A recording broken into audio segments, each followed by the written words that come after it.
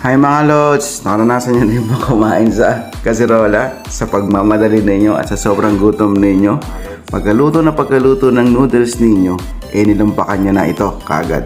Tara, samahan nyo ako sa araw na ito dahil magluluto lang tayo ng noodles mga kalodi. Iisihan lang natin. Let's go! So dito mga kalodi, kukuha na ako ng noodles natin. Siyempre, gagamitin natin noodles. Siyempre, Lucky Me. Ano ba naman yan? So, tatry natin tong chicken mga kalodi. So, tingnan natin kung medyo masarap to. No? Hindi ako fan ng chicken na flavor mga kalodi dahil ang gusto ko lang talaga is mga beef, bulalo, mga ganyan.